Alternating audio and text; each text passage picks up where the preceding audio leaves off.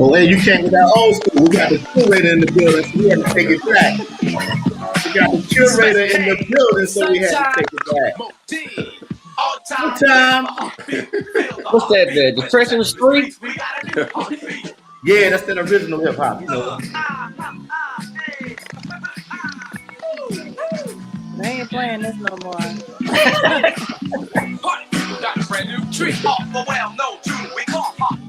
We're just gonna let it ride for a little bit before we get started. That's my era. It's all good, man. It's all good. I came at the tail end of that. And this is the way our heartbeat goes. I'm skipping the jump, but I play no All right, hey, yeah. That good hip hop, that original hip hop, not that stuff that they play today. Right. Not that it's all bad. I'm not nobody's era. I'm not nobody's era, but that's my era. Well, y'all, I'm glad everybody's back with us on the porch. Yes. You that have tuned in, thank you for tuning in. I got my cousin Melody saying hello, everyone. Hi, Mel. How are you? I got my girl, my cousin. That's my rider. That's my designated driver when it's time to go out. My cousin Gina A. Jones checking in with us. You all, before we even get started with anything, there's something I have to do personally. I have to send out some prayers to my man, Brian McCorkle. He is my friend, first and foremost. He is my classmate, and he's also my fraternity brother. So he's taken ill just a little bit. I won't give out any particulars and things. I just ask that everybody, please send up prayers for my brother. Court, we with you, dog. Stand strong. So, with that being said, we have some wonderful people with us tonight. We have Miss Crystal Taylor, Queen Curator, who we'll talk to in a little bit. Before we get started with her, we have Mr. James Abrams and Miss Wendy Abrams. Wendy McManus Abrams. How you doing? So, some people that are dear to my heart. I've been knowing them for quite a few years now, associated with them, hung out with them, great people. They are the spotlight business of the week. This week, they have Jada's Men's Accessories downtown Durham. So I'm going to let them tell us a little bit about the business, how it got started. Tell us about the items that they have in there, what sales and things like that they have going on, specials, how you all can reach them, where the place is located, so on and so forth. Wendy and James, how y'all doing this evening? Hi, we're doing great. Doing good, Big Good Joe. to see y'all. Good to see y'all. Thank you for having us. Doing well. You're welcome. So tell us about Jada's Men's Accessories. Okay. Jada's Men's Accessories is a like a men's style boutique. You can find everything from neckties, bow ties, pocket squares, watches, glasses, ascots, anything that a man would need to finish his look. Yes. We started the business. We started last May 1st of last year during the pandemic. Since then, Joe, it took off by itself. It just took off. Okay. So okay. Now, James, I don't know if everybody knows the true history. I know how you're doing. Some people may have seen you at the cabaret. I've had him at the cabaret as a vendor. Right. And I have quite a few of his bow ties in my collection. So trust me, when I tell you he got quality stuff, he got good stuff. I got to him before he had Jada's Menswear downtown. So we were doing it on a personal tip. I call him, meet him somewhere, grab my stuff, and I'll be out. So y'all please patronize my man. He's been doing this for a number of years. He got good stuff, great quality stuff. And I've been seeing that you've been dressing a couple of people on TV, some of the newscasters and things of that sort. Yes, tell us about that. Yes, we've been able to reach out to some newscasters with WTVD 11 and the Dancing Weatherman down in Charlotte. And they've all picked up our neckties. And the Weatherman will actually send his stylist down to us to pick out outfits for him. Okay, that's great. The Durham mayor, Durham police officers. It's growing, Joe. It's growing, man. God's good, man. Hey, most definitely, man. And I wish y'all nothing but continued success. Day by day, as long as it continues to grow and it doesn't go in the opposite direction. It's a great thing. It's a great thing. So tell us how people can get in contact with you all through either social media, phone call, and what's the address of your shop? Okay, we're located at 417 Foster Street, Studio 2, downtown Durham. It's just down the street from the Marriott and just in front of Central Park. So it's inside of a building called Ceci's Gallery. All right. We're there Monday through Friday, about 12:30 to 5:30, and then on Saturday from 9 to 3. Okay. Sundays by appointments. Sundays and evenings by appointment. All right. Well, I want to tell everybody that's watching this, whether it be a man or a woman, and you want to get gifts for your son, your nephew, cousin, husband, whatever. Honeydew. Y'all make sure that y'all go down and check out Jada's Men's Accessories and get you a nice bow tie, necktie, pocket square, lapel pin, what have you, ascot for that special person in your life. If that special person is yourself, treat yourself. Treat yourself well. Get dressed well and feel good about yourself. Yes, sir. Yes, sir. So Jada's Men's Accessories, y'all. Glad to have them. We'll talk to you all later. All right. Okay. Thanks, I got a question. Thanks, guys. Appreciate you. Question. Go ahead. Yes. I have been trying to get into wearing bow ties for a minute, and as I get a little older, but I found out I don't know how to actually tie a bow tie correctly. Is that something that you all do? Come see me. I will teach you in 2 minutes flat. Okay. Yeah. Straight up, yes. Does lessons on the spot. If you follow us on Instagram at Jada's Men's and on Facebook at Jada's Men's Accessories, you'll also see him doing videos of tying ties.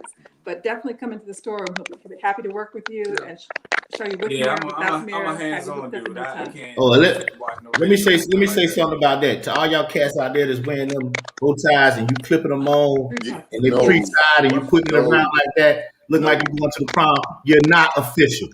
Tell them, Joe. You're not official. If you don't tie your own bow tie, it's not official. So I can't even. You might have on a $3,000 suit, $2,000 shoes, a tailor-made shirt. When you throw that bow tie on, you just mess the whole thing up. So you're not official. Take it from me.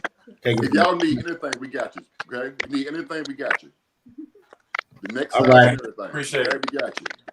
Y'all have a good one. Thank you, guys. Appreciate you. Have a good one. I like bow ties. Yeah. You got to time yourself. Always. So I have the honor and the privilege of introducing a great friend of mine, Crystal Taylor, hip hop head, community activist. So much I can say about Crystal, but I want her to share some things. We met some years ago, engaging some young people here in Durham, as she is always busy and trying to not only encourage Black people, promoting Black people, sharing the love of Black people. I would hate to say she's one of the greatest community activists I know here in Durham. Everything you see from beats and bars to Black Farmers Market, Black August in the Park, to health shows, to spoken words, to DJs, to beats. She's probably had her hands in it. So it's a great pleasure. She is free tonight to share with us. Crystal Taylor, welcome to the front porch. Can you hear us, Crystal? You freeze on me. Thank y'all. Okay, there she go. There she goes. So I want to start off. Good? Yeah, you good. I want to start off and asking you, how did you get the name Queen Curator? Where did that come from? I have a slight delay, but that's cool though, right? Yeah, that's fine. We can work with that.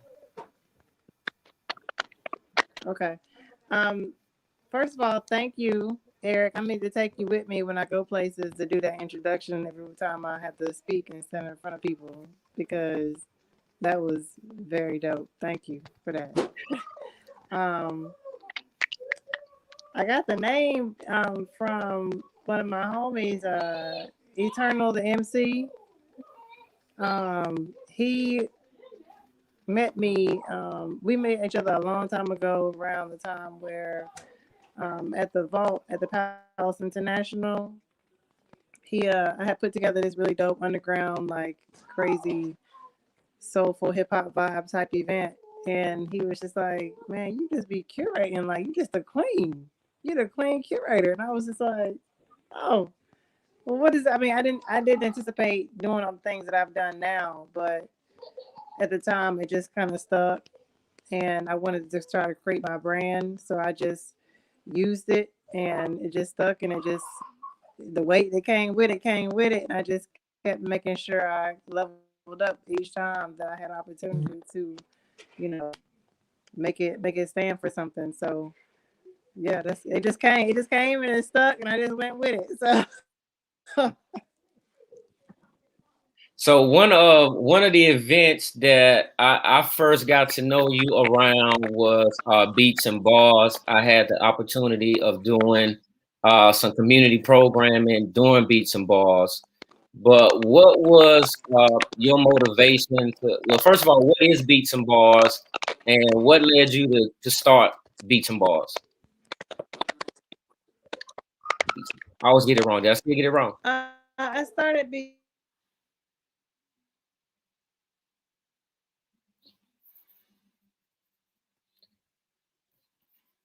Oh, the sound went.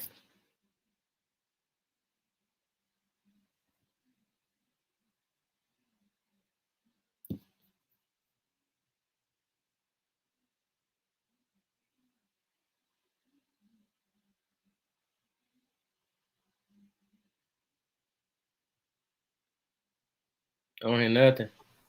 She got a delay and we can't hear. She must be on her cell phone. Okay. Yeah, it went. Text her real quick, E. Okay.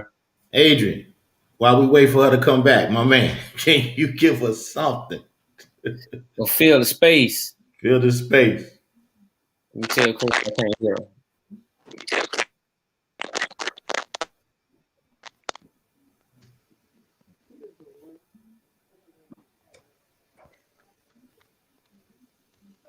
You can't hear you.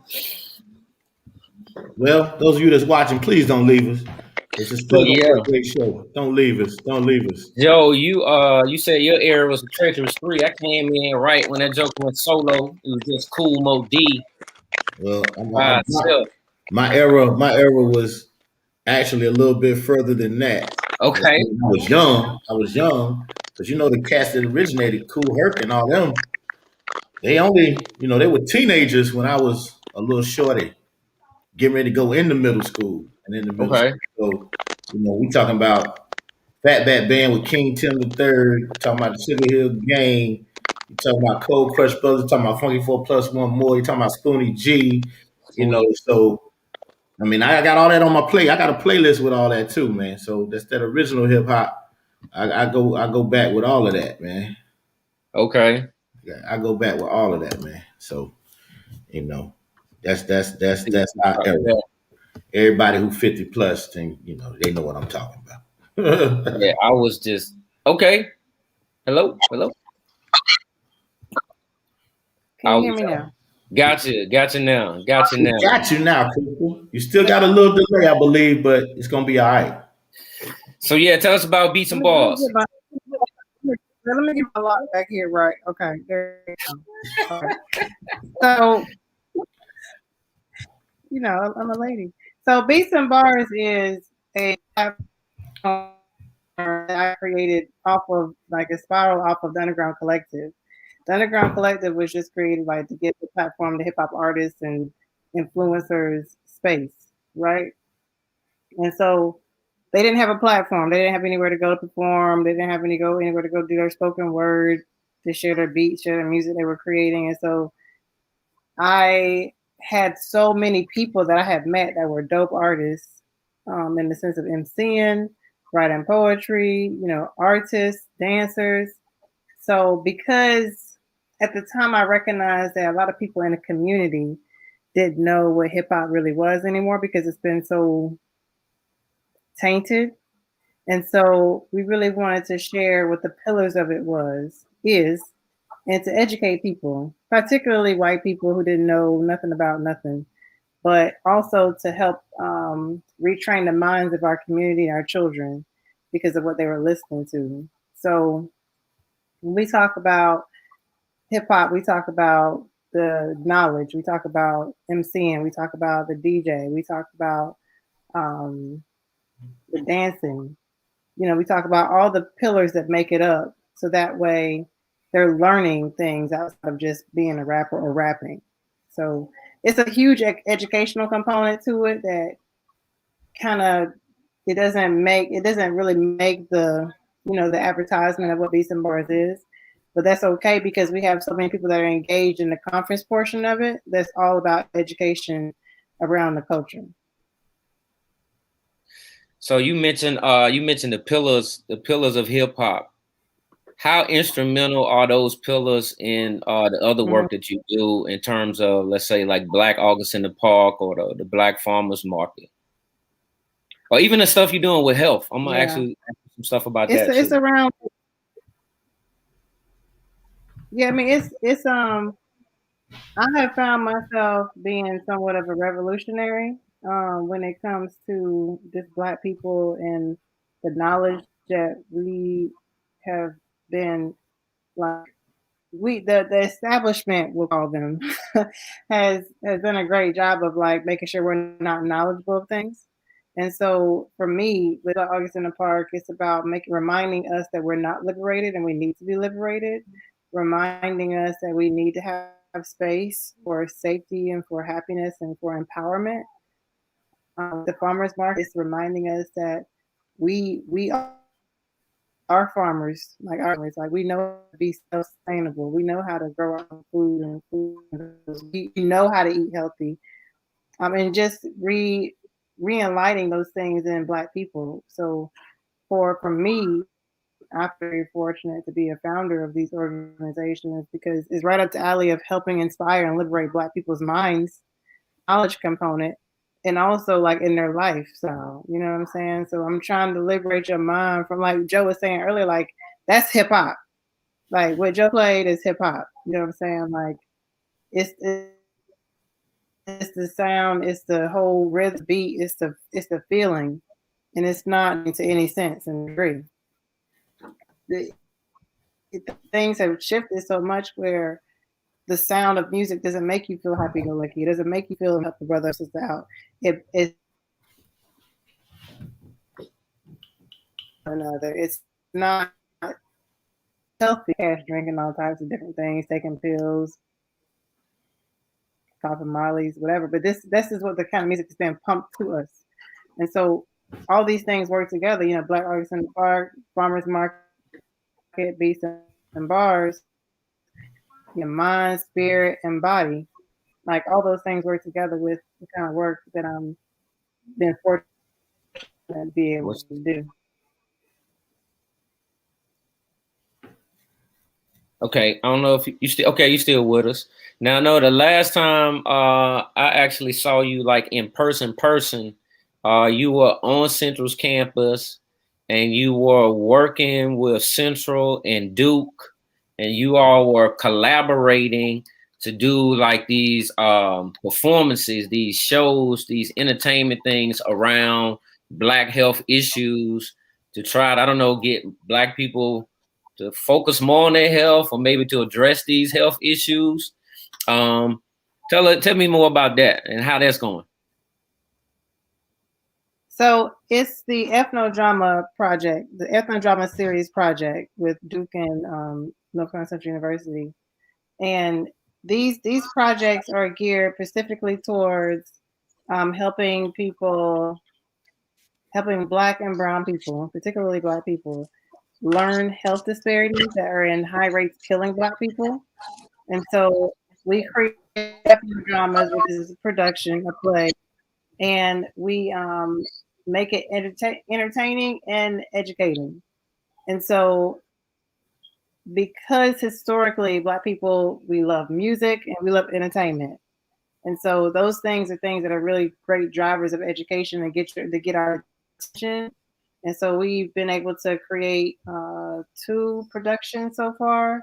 The first year was on cancer and what HPV is, and then this past year we did COVID.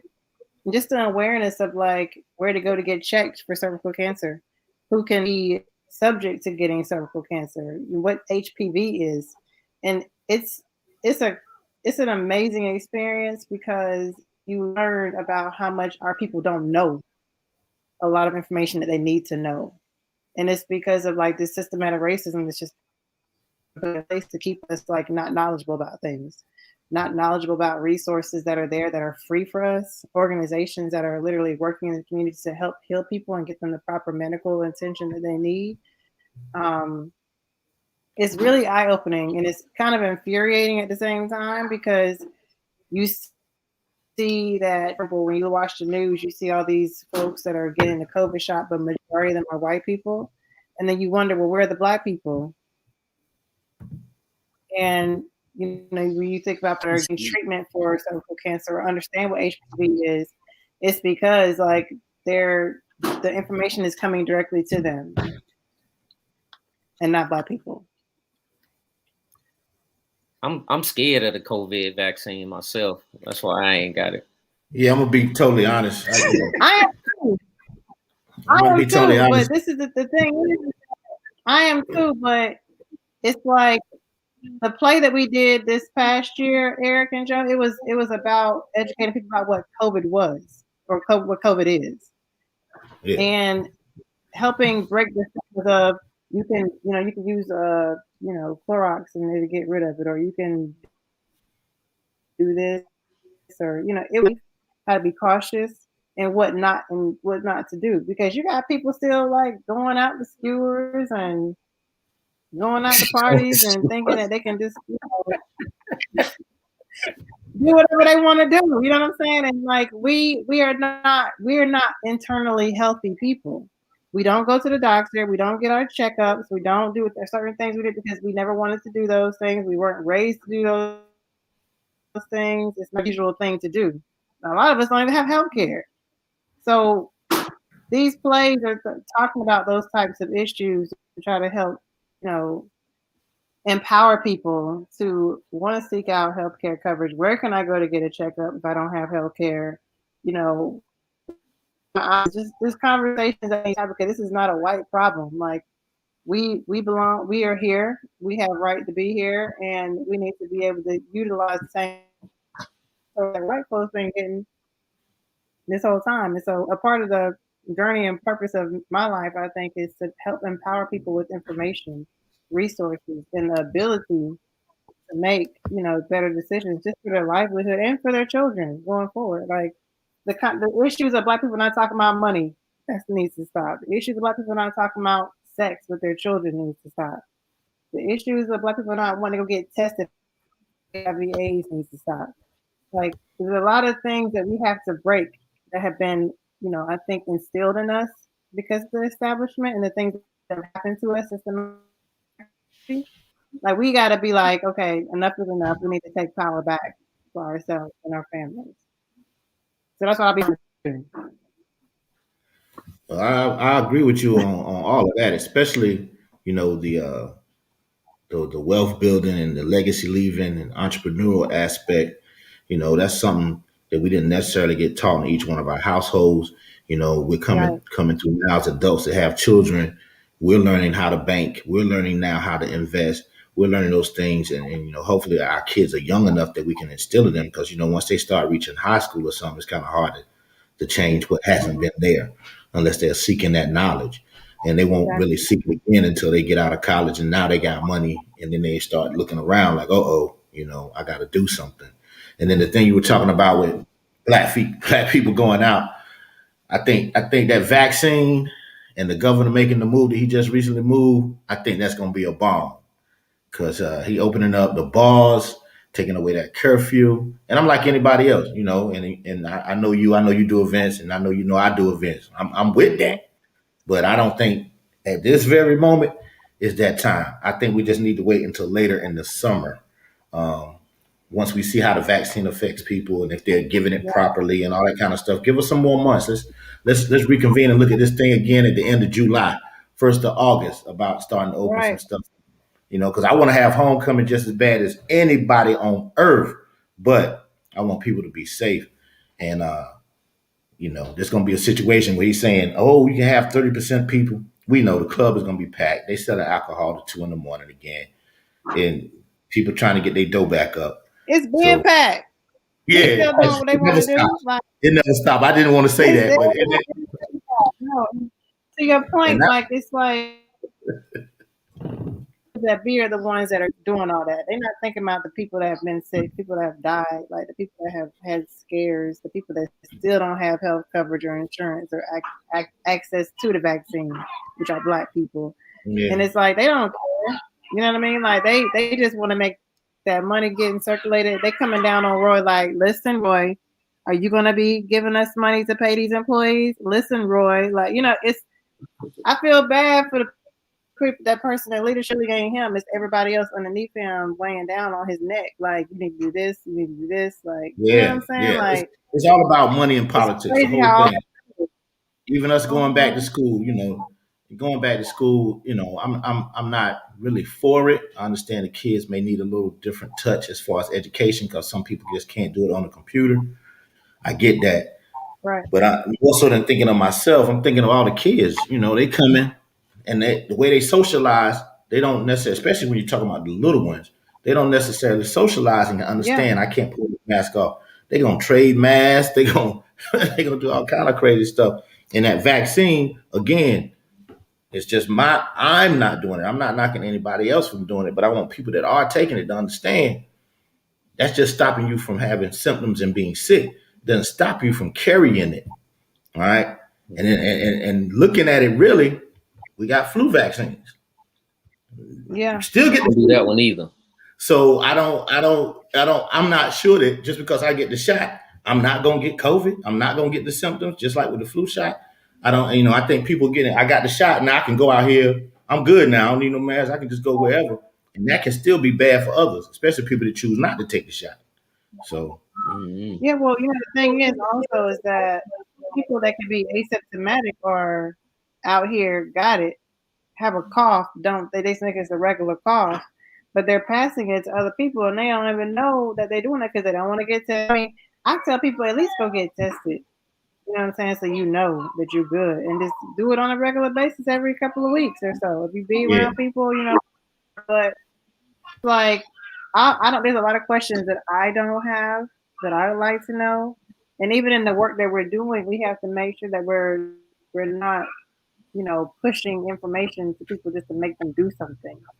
Like one of the things that I was really passionate about when doing this COVID production was just making sure they know not to do this, that, and the third, or just to know how they can be put themselves in harm's way by doing X, Y, and Z.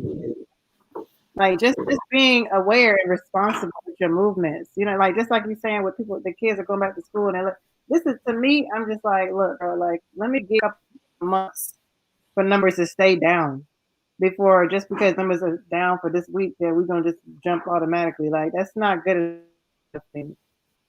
Because to the point, like see how nice it was the last couple of days, everybody outside.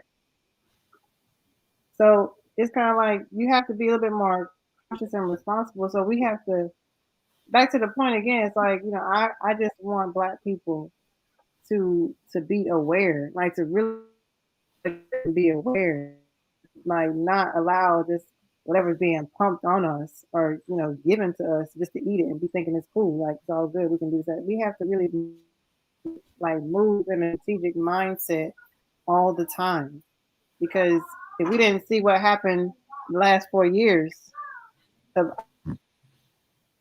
our community, then that I don't know what. Okay, yeah. The last past 4 years is a whole nother story. So, Crystal, my question is like, where do you get the drive to do all of this community work that you do? Like, where does that passion come from? Because you've been working a long time. And yeah, like where does that come from? I think it just comes from like I was talking to Janelle, one of the other co-founders, while I was in the park this morning about it. I think that it just comes from what God instilled in me and my parents and my grandparents. Like my grandparents were farmers. My mom was a doctor. My dad had his own car business. I think that I just have a passion for our people, for our community. Like I didn't grow up in the hood. And my mother and father were fortunate to give me and my sister the life that we had, but I have the compassion and empathy for my people suffering. I have compassion to see how people don't know things. They need information. They need help. They just need help. They need something. And I'm just really like passionate about figuring out what it is we can do to help people because I once I learned, Eric, like how shit really like happened for Black people, once I learned our history, once I learned all the systems that have been placed to keep people down, I was just so like shocked and amazed. I remember how old I was. I was probably like 20-something years old when I really learned the capacity of like systematic racism and just things that have been happening to Black people. And it just made me be like, this ain't right. You know what I'm saying? Like, it's just not right. So I've always just been like, if it's going to empower us, if it's going to liberate you, it's going to get you healthy, it's going to get you feeling good about yourself and your life, then that's what I'm always going to be on that mission.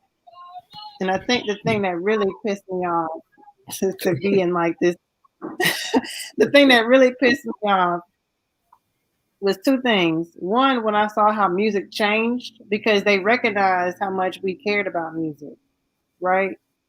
And so when they took it and used it as a tool to kill our minds from thinking and being social and being active and being in our mentality.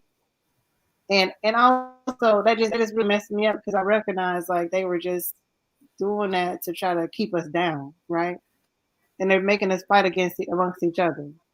And so once I saw that, and then I worked in corporate America for a couple of years, and the racism that I faced at work, and it was just like, I can take a job and make it my own career, my own company. I don't even have to be here. You know, just certain things that happened to me in my life just catapulted this fire that's just never gonna die. You know what I'm saying? And it has a lot. It really started with when I learned my culture and my history and the laws and just different things that have been happening since the beginning, to how our children are being affected and how it's becoming a racial cycle of BS, to my own personal racism experiences, experiences of racism. That all those three things was like, it's just a phase, a process for me that happens. So now it's just like, I'm never gonna stop and I don't care. I'm my own boss. Like, I'm liberating Black people. I'm doing what I do. You know what I'm saying? So it's like, yeah. I appreciate that. That's just got to be a freedom to that, to know that you're your own boss and you can do it your way. And I know hip hop has influenced you and influences your movements. So to be able to say this is how I'm going to do something and do it, and not have to worry about an upper establishment, and being fired or you can't say it this way, that's got to be so liberating. She goes. She froze. She froze on us again. Ah. While she's frozen, we want to say hello to the co-host with the co-host. Man, Miss Janai Childress. You're muted, boo. We can't hear you. Okay, Crystal back. Janai muted. Let me unmute her. Sorry, guys. Sorry, I was a little late today. So. That's cool. We're just glad you're here. You grace us with your beauty. Came smiling. Look at you. Glowing and whatnot. What are you doing all night?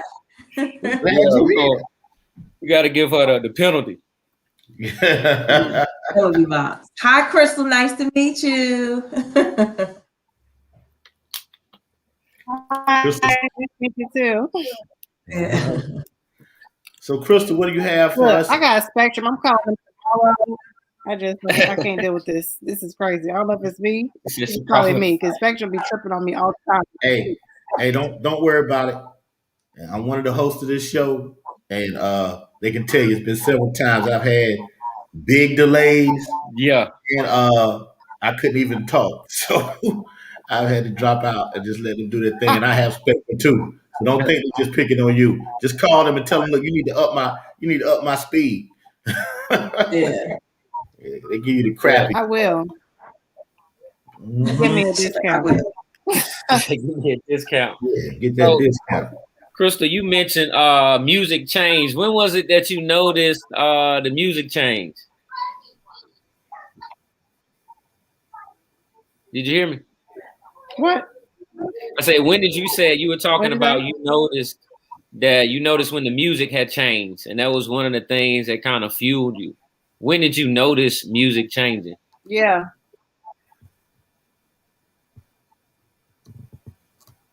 I think Look, I'm trying to I can refresh it with my mouse. Yeah. Right. Is that what you're doing? Because you look like you're You moving see your me? mouth. It's kind of like to refresh it. It's kind of like when you talk to somebody and they stutter. Yeah. Exactly. I'm gonna hit it. Help them get it out. You be trying to help them, like. Yeah. Exactly. Stop. Yeah. My man Rod Till is up here. He know what I'm talking about.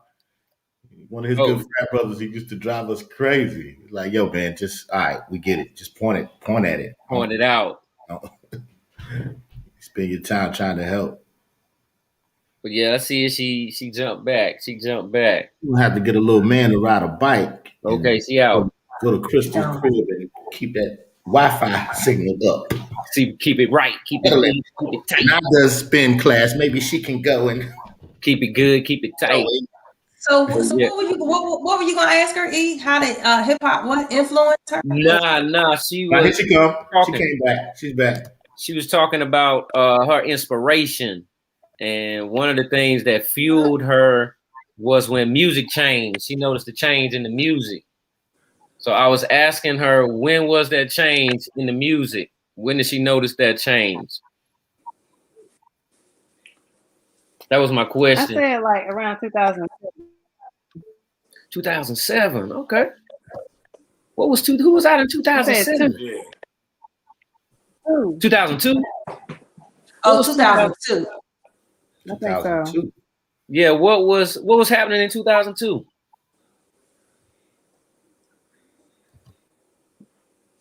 You know, we went from when like the Future and all them started to come around. Like Future was the one that catapulted all that stuff. But you don't like Future? You know what? It might have been even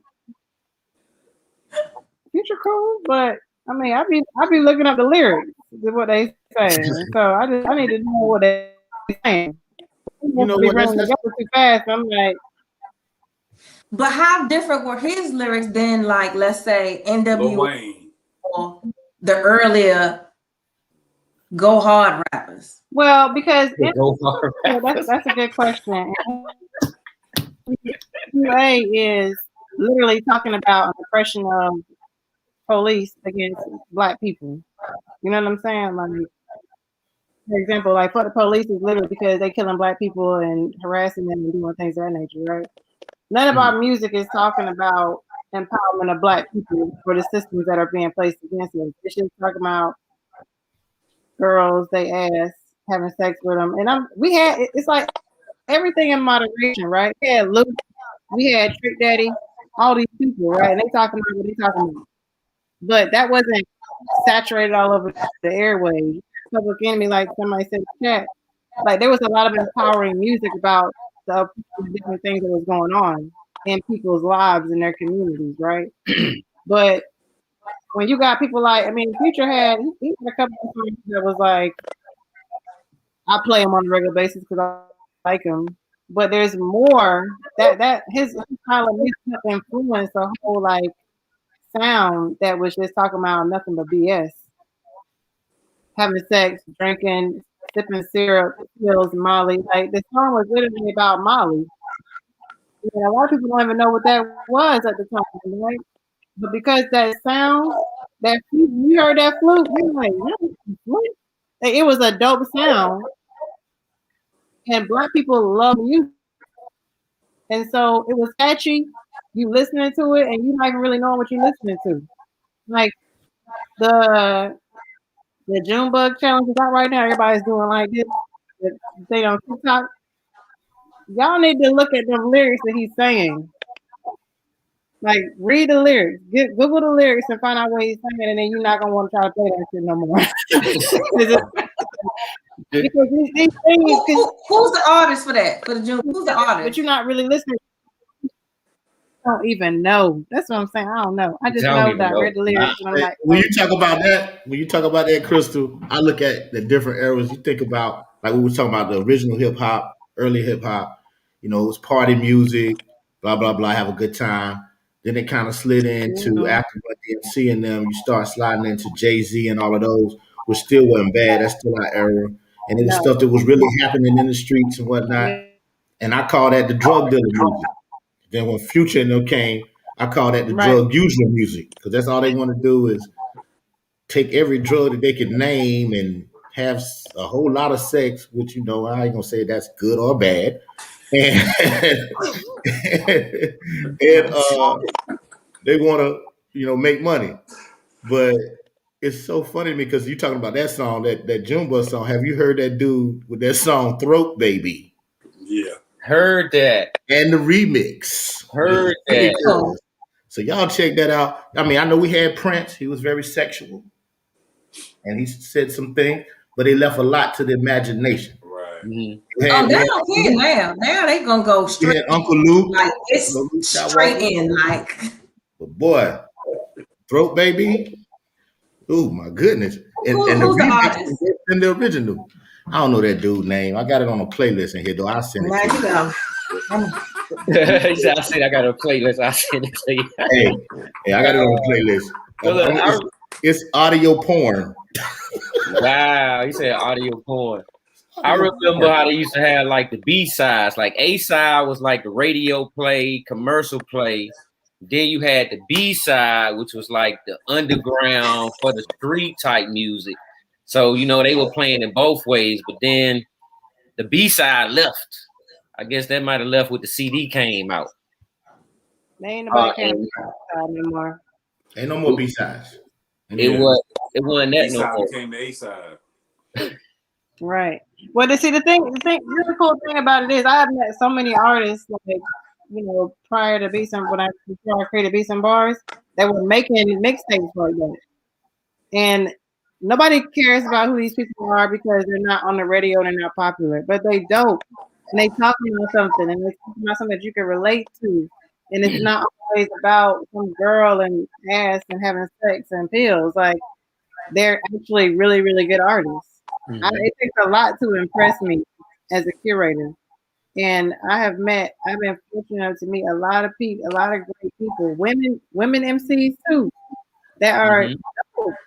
But because our program to like support and check with on K97.5, 102, whatever, we're not giving them that benefit of the doubt. And also because people have been tainted. Like, they would go to shows or events and it was trash. It's like, this is the same shit on the radio. Like, I don't want to hear, I'm not paying $10 to come in here and hear this, but my shows are never like that. My shows are dope. Eric has been to my shows, so he can attest. He can testify. Yeah. Really dope cats. But it's just crazy because that music that was created, it was like it influenced all our kids that want to be rapping too because of the glitz and glam and the gold and the, you know, big bundles of money in the pocket and everything. And this is like, bro, this is not really real. Like, this is off a deal. This is not made from like hard work. Like, you know what I'm saying? Like, it's crazy how they just really glamorize all that for our kids to be so distracted by, I want to be a rapper, I want to do this, I want to do that. And it's like, it ain't even nothing close to what it is, what they think it is to be. Mm-hmm. So, you know, with Beats and Bars, that was really the purpose of like putting local people up on the stage. People can hear them. And be like, oh man, like, he really is dope. Like, I like this kid. Like, can I follow you on Spotify? Like, he's talking about something good. And hopefully can retrain brains and minds and stuff. But, you know, the establishment is strong, man. In so many different areas, it's just strong. Like, I was watching this documentary the other day about capitalism, and it's like if you really look at things like how the government has structured everything, it's like they have made sure that we're fighting against each other in the low and middle classes to keep us distracted from like what's really going on around us. And it's working. People say they woke, but they're not really woke because they're falling for, you know what I'm saying, like the plan, So I'm gonna take you back a little bit, because before you, the only North Carolina hip hop I knew was DJ Supreme, who was out of Greensboro, and I knew Ninth Wonder. But it's way more than that, but man. I'm just saying, this is what I knew. I gotta give a shout out to our girl and Janai's girlfriend. She was a backup dancer for Entice. Amar out of Greensboro. She was down with that whole collective that they put out ski beats. Put out my home. Well, I call him my homeboy. He used to be in Laurinburg all the time, but he's right in Anson County, right from us. Mark Spark, who did Shoot for Salt and Pepper. Yeah, man, there's been a whole lot of North Carolina hip hop popping off. You had people. You had my man. What's his name? Brad at Central. Yak Fu Front. Mm-hmm. Yeah, they was on our campus. It's been a whole lot of hip hop, man. Yeah, see, I didn't know. But yeah, so since meeting with Crystal, like she kind of opened up this world of North Carolina hip hop. So I kind of want to know, like, what made you want to hold on to and kind of promote MCs, DJs, producers from North Carolina?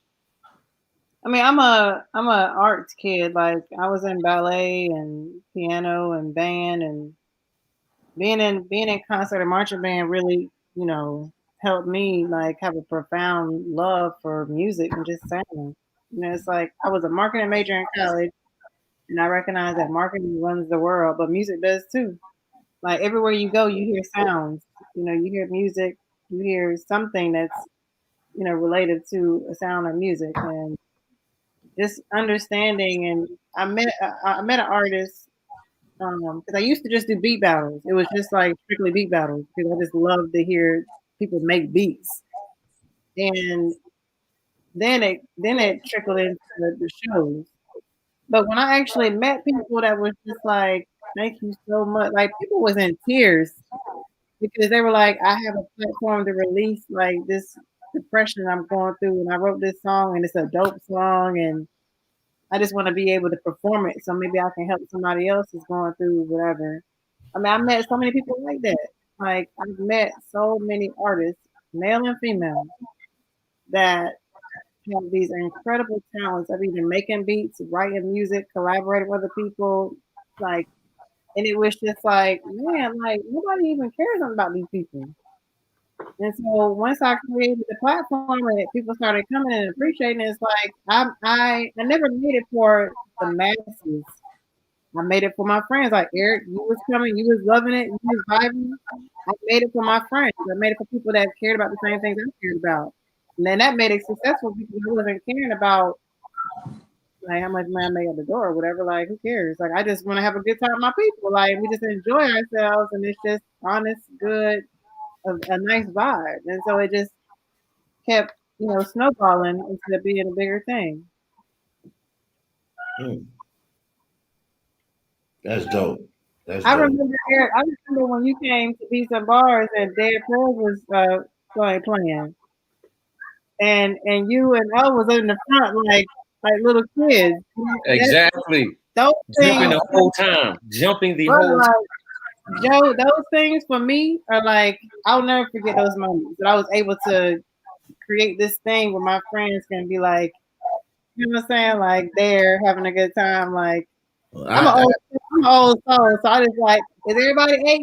Everybody ate? Okay, I'm going to the living room and eat while y'all sit down here at the table and eat. You know what I mean? I just love to be able to create like space. I love to serve. You know what I'm saying? That's my way of serving my friends, to be able to provide things like that for them. I understand that feeling from the aspect of, just me and some friends with me and my boy Rod, while we were in school, just did little parties at Scottsbrook, at the clubhouse.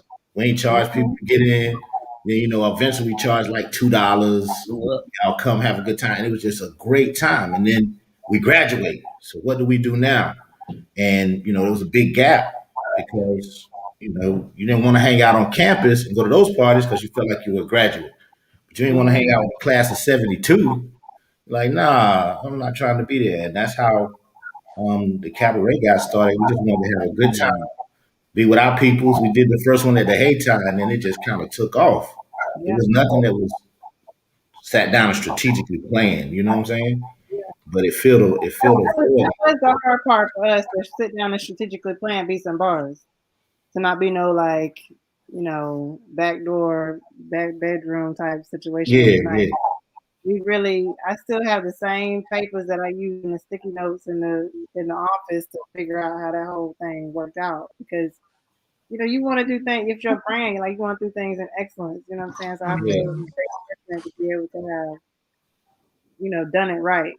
I've learned a whole lot, and I'm excited about what the future can hold, but I'm just grateful for being able to do that. You know what I'm saying? I'll never forget that, because I know what Eric likes just from watching him do events. I know what some people like, don't like, this from them engaged in that. So it's a good feeling for me. It's an empowering feeling for me to be able to try to keep inspiring people. I got a hip hop question for you. What would you say are your top 3 hip hop albums? Albums for this artist, because you made a small 3. Good. Yeah, I'm just going 3 albums. Artists. I gotta do artists. Kind of, they kind of give me better. Wait, tell him. I like artists. Okay, artists then. Artists. That's still hard too, though, man. Artists. Just 3. 3. I give you 5. You usually say 5. I'm like, what conversations you be in? That's still too tight. All of us, everybody, or just sure. You too, Janai. Everybody. Okay, so everybody. I gotta go first. You go first. You gotta go first. Okay, so this is not in particular order because that's just gonna stress me out. Okay, but not in no particular, because I have been in so many debates about these, so I just don't. We're not gonna put no number. We're not gonna put no weight on the numbers. Okay. Black Star, Wu-Tang, yeah, Black Star, Wu-Tang, y'all make me sick. Jay-Z, J. Cole, and Pac. Okay. That's interesting. Oh, Angela Kessler hit her 3 albums. Oh yeah, there we go. And they nice ones too. Ooh, yeah, nice. Oh, she came with 3 hot albums too. Criminal Minded. Yeah. She covered That's Criminal Minded. Ooh. Okay, co-host. All right, artist Eric B from Rakim. Eric B and Rakim. Okay. I go with that. MC Light. Mm-hmm. Jay-Z. Jay still on the chart. Biggie on the chart. And Nas. He's on the charts. We would be in a great debate because I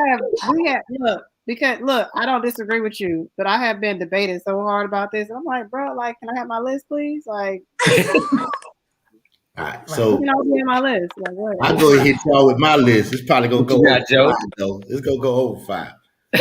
No, 5. I'm gonna start with my man. And if my wife was still living, she'll tell you I've been screaming this for years. He finally, for the masses, starting to get his prop. Black Thought, bro. Black Thought. I got to go with Black Thought first. Yeah. Of course, I'm gonna give you Jay. Of course, I'm gonna give you Biggie. Of course, I'm gonna give you Pop. Of course, I'm gonna give you Nas. But I agree with the J. Cole and the Kendricks and all of that. But these last 2, I got to give KRS one. Gotta give for really everyone. And then This guy is unorthodox and people don't really pay attention to it. I guess because he came out and was very, very popular. But I don't care what beat you give him. Because I seen him have a prank played on him and the beat was horrible. Method Man and Redman played a prank on him and he still rocked over that garbage beat. Ludicrous, man. Oh, you know, Luda. second time I heard that. It's the second time I heard somebody say Ludacris on their list before. Luda give you something, man. Luda give you something. I don't care what you say, he's gonna give you something. I would have never thought Luda. DJ All Night, what you got? Oh man. Oh, and of course Rakim. That's the God MC. Yeah. Big Daddy. All those names, I had this debate when I put Eminem on the list. Yeah, you definitely gonna get it. But when you talk about technical skill, Eminem got to be put on there, man. Yeah. Big Daddy Kane. Can't forget about the Kane.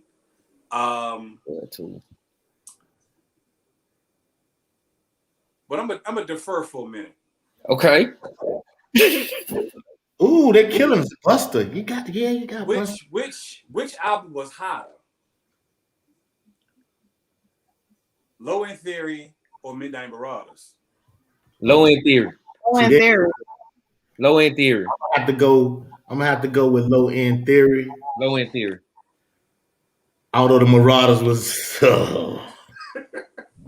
okay. You putting pressure on people right now. Low End Theory. Okay. But yeah, the MC debate you just rage on. I'm gonna tell all your debates up. Strictly old school MCs. Oh, that was a good one. I like that's most my MCs old. Nobody from Run DMC forward. Go back. Go back before Run DMC? Yeah. Curtis. Kool Mo D. Kool Mo D. Kool Mo D. You got to give it to Kool Mo D. I would go Kool Mo D. I would say Curtis. I give some love to Curtis. Would he be? You got to give it up to Grandmaster Caz. Yeah. Got to give it up to Caz. Melly Mel. Got to give Melly Mel his promise. Most definitely. If not just for his outfits. Yeah, I don't know what was up with that. We're gonna overlook the outfit. You gotta understand back then. Run DMC changed the apparel look. Everybody else, they was still trying to be disco-ish, R&B-ish, because that's what you saw entertainers wear. Parliament Funk. So then Andre 3000 brought it back, and we left him off the list. But Andre brought it back. He came out looking. He'd have fit right in 78, 83. Yeah, but he still had that funk with him though. So that was a hopeful romantic right there. Yeah, I love that part about it. Yeah, But yeah, that's as far as I can go back before Run DMC. All right, E, who's your top 5? I would definitely say Rakim is one of my all-time favorite MCs. KRS-One, I think nobody rip a mic like this dude, particularly live. Ooh. Nobody rip a mic like Chris. Definitely not that. My third one, I gotta go with somebody out the woo. I'm gonna go with Jizza. I like Jizza as an MC. My fourth one, I want to say Nas, but everybody done said Nas, so I ain't gonna say Nas. Jordan took Black Thought. I love Black Thought. I'm gonna go with my man Buckshot. I'm gonna go with Buckshot out of Boot Camp. Okay. I'm gonna give him some love. What about Pharaoh Monk? Oh, I go with Pharaoh. I love Pharaoh Monk. Look, that and Most Def. You know who's a sleeper though? Who's a real sleeper? Real sleeper? Papoose. Oh, God. Yeah, so slow. Nobody gives him the love he needs. Nobody. Like he's like he's amazing. That's what I'm saying, y'all. Like, if you look at these people that we talking about, most of them weren't really like out there like that. We just found them because we knew them and we heard them. But everything, all this other BS be getting pushed over, covers it, the wool get pulled over us. So it's just like we do it for that. You know what I'm saying? We do it for like Gang Star. We do it for the Dead Prayers. We do it for all those folks that deserve it but don't get it. You know What's your top 5 West Coast MCs? West Coast only. I'm gonna hit y'all with regions. You said West Coast. West Coast only. I'm gonna go Raz Pass. Midwest to West Coast. Snoop. Well, no, Snoop was from New York, wasn't he? Wasn't he from New York? But he He from LBC. Mississippi. Yeah, Exhibit, Snoop, NWA. Definitely Cube. Well, NWA. I try to put album together with NWA. And you know what? There's this kid that nobody even knows about. His name is Westside. What's his name? Westside something. But this kid is like a whole another level. Like he's probably like Pop and Cube in one or something. Like it's crazy how amazing dope he is. So he's like the new generation of Westside hip hop. Too Short. You gotta get short as props though. He might be lyrical, but he put the music out there though. In the business, get the paper, yeah, he did. Y'all don't mess with MC8 and Spice One? Who? MC8 Spice One. Spice One. I didn't do Spice. MC8 Triggers got no heart. was hard. I like Raz Pass off the West Coast. Favorite joint, Deep Cover. Deep Cranks. Best album was it Chronic? Was it Chronic? Chronic. What? I like yes, I like that beat goes like that beat. You be like, she's from VA, but she was out there in Cali. You got to give Lady Rage her props, man. Rage. Yo. Okay, so yeah, we do. What's the you got to do female MCs then? L Boogie. First of all, Foxy don't get the love she deserves. Okay. Foxy Brown. Foxy Brown don't get the love she deserves. I don't care. See, I get a little tricky with these female because a lot of them didn't write their lyrics. I didn't know what the prerequisites are. I didn't.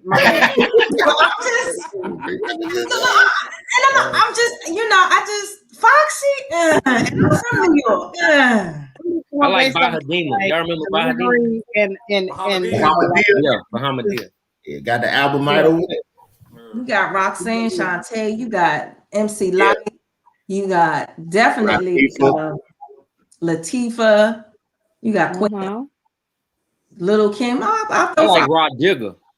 Rod Digger. Yeah, the whole crew. Remy, yes.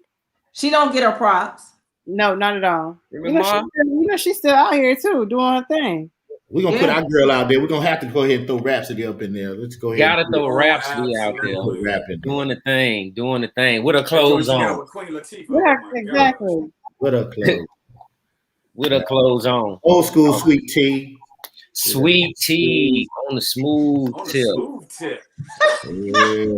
Yeah, Sweet Tea was on that smooth tip. That's your not girl right there. That's Queen. Y'all is hip hop. That's Queen. That's right. Don't get so on top, but don't play now.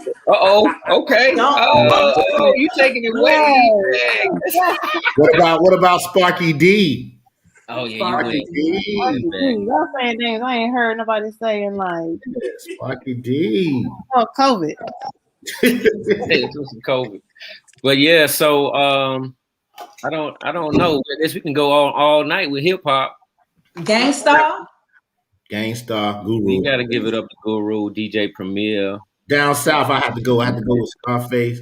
I got to get my boy MJG. People don't Oh, I tell you who else I really love. The Field Mob. They ain't never get the props they deserve. Field Mob. Shout out to Joe for taking us to Love. We ran into Field Mob up in the club performing they song up in DC. They came to Central one time when I was in school, and I was just like singing. I was just so like, is that really Field Mob? Like for real? Shout out to Central. They used to have a good hip hop shows back in the day before they turned real back. Shout out to Cash Crater. They used to bring Cash Crater used to be popping back in the day. Cat's Cradle. They used to have a whole lot of MC battles back then. That's when Fonte and them, I first found out about them, but they wasn't even really little brother Oh, yet. shout out to Little Brother. Shout out to Little Brother. Yeah. Doing it big. Came back. Queen Curator, you done had us up here falling out. We about to go over some crazy stuff. But look, before we right there, you see, it never goes away. You just got to be reminded. You know what I'm saying? before it even ends, though, I want to extend front porch discussions to you and anything that you start to do and curate and come up with. If we could be of any assistance and be involved in any way, let us know because we are about our people first and foremost. And that's how this platform got started. It was basically about Black men. My wife was the inspiration for it from a conversation we had years ago. And then when George Floyd had his situation, I just grabbed my phone and sat on my porch and started giving it out. And even the name is based on what we do. Yeah. We sit on the front porch, we talk about everything. We smoke, we drink, we braid hair, we everything. So that's where the name came from. And we're always trying to support Black businesses and Black people. As you saw, we have a program in which we do the pay it forward when one Black business takes 10% of the revenue from the weekend to pass it to the next Black business. So not only asking people to patronize them, but getting the business people to collaborate and help and support one another. Because there's enough out here for all of us. So just let us know. We good to get involved if well, need. Before we go, I want to say that right now I'm looking for Black fathers and sons to connect with me so we can do the talk series that we're going to be doing to talk about sex. We want to try to get Black men and their sons to get these conversations going and empower Black boys to have a strong sense of sexuality, to know what they're doing out here. So, well, sometimes with the Black men and talking to their sons, you run up on a situation where you go to have that talk with your son and he already getting down. You already, That's okay. You gotta find out what they're doing. They might not. My pops tried to sit me down and say, "Hey, man, I think I need to talk to you."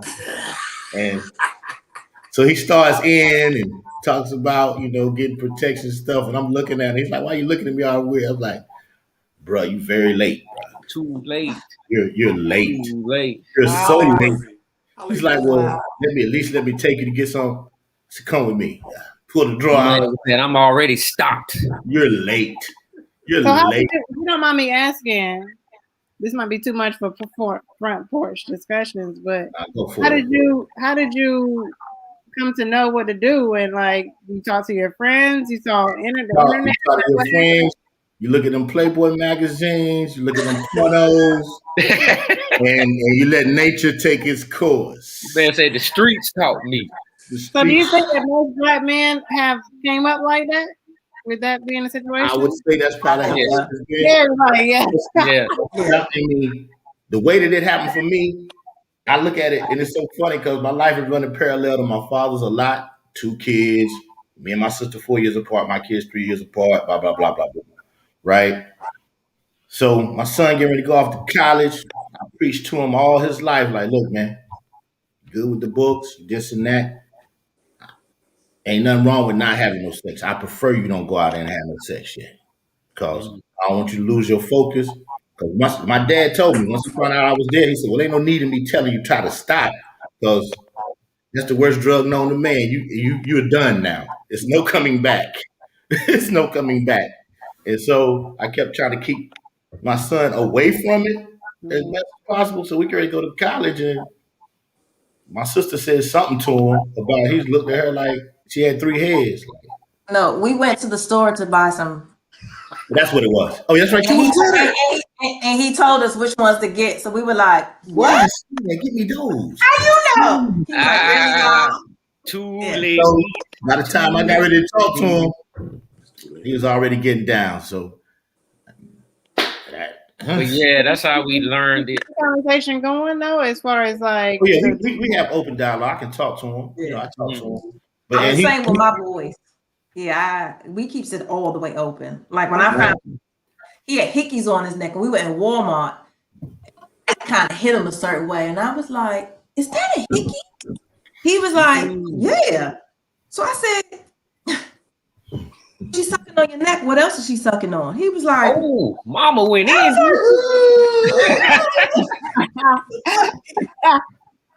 I plead the fifth. I went in. So Yeah, I would say that my son is very respectful. You know, he has a friend. It took him a long time to even bring her around and stuff because he's very private. And you know, as far as I know, I can't say what he is, but I don't think he out there like me and my boys were in high school. He ain't trying to chase everything. He's focused on his girl. He's cool. You know, so I can respect that. I mean, I'm just like young to just sit with one though, son. Just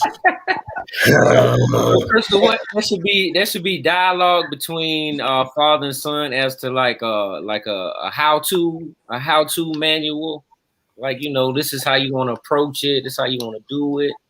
Well, I mean, it's just an organic conversation about, like, you know, how just Joe and Jean just said, like, how it happened, you know, how the conversation came up, what kind of conversations are happening now, and just keeping the dialogue open so they know about, you know, clinics. You didn't include after that father and son series need to be a father-daughter series.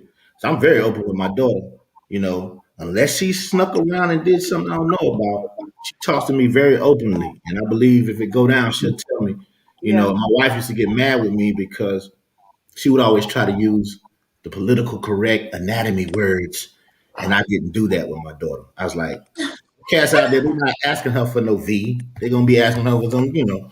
So, so I don't, you know, I made sure she knew the word. Like, so whatever setting you're in, you know what they're talking about. Right. I talked about it just like, penis, you know, and so she'll know. And so she's got girlfriends that have done some, she's got some girlfriends that started like elementary, in the middle school doing some outlandish stuff. Oh, yeah. Like that. She was, I was like, what? Yeah, it can happen. I've heard some stories about some girls out here that's just like, whoa. I work in the middle schools. You know, yeah, it get live. Yeah, I think, you know, I'm the kind of one, you got to find your own stroke with that one. Yeah. Your own stroke. Literally. You gotta find your own stroke with that one. I like how you put that, bro. Yes, sir. You gotta find your own. Well, it's 7:28, y'all. It's been good. Yes, sir. Because we with the curator, and so my man DJ all night gonna give us take us out a mini set, so y'all can hang around, listen to a little bit of music. I think he gonna give us a little hodgepodge of some old school hip hop and some 80s pop music. I put up a playlist last night, and Facebook went kind of crazy on that playlist. I call it White Soul, so it was all white artists and all the stuff we used to listen to back in the day. We've been talking about hip hop though, so you know. Yeah, so go ahead and hit them with that hip hop, man. See what we got all night. Appreciate you, Queen, for coming through. Sorry. Do you understand? Forever and ever. We will be here forever. Do you understand that? Get what I'm saying? Forever.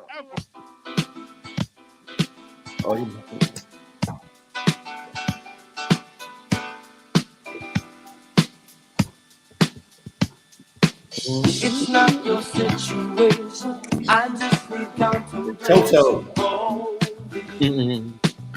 Hey. I'm not so systematic. Well, a lot of people mess with that beat, didn't it? Yeah, light to death for Georgia Porch. I wanna hold you. Never ever should have told you you're my own. I'm not the only one at home. See you, Joy Douglas. Yes. Hey, Joy.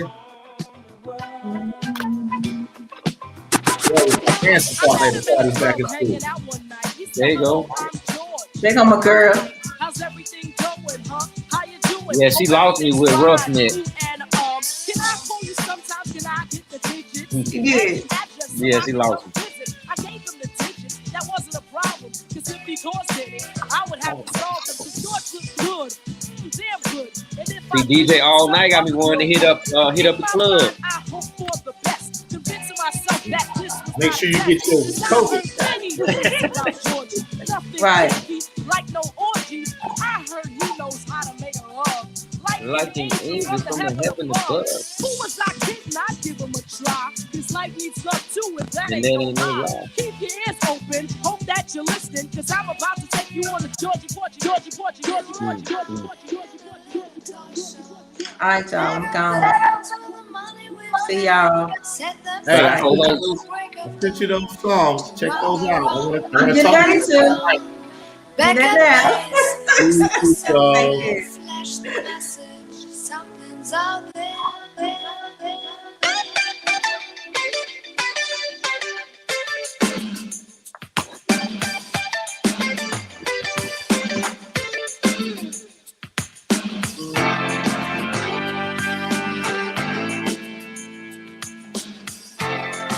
He got me on this one. Peace, Francis.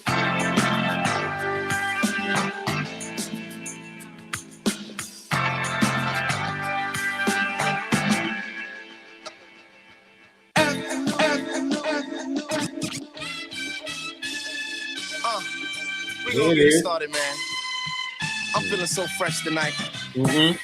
Yes. You know, I'm seeing all the beautiful people. All of them. Everybody rocking their favorite brands. Whatever your Bye favorite bye, brand George.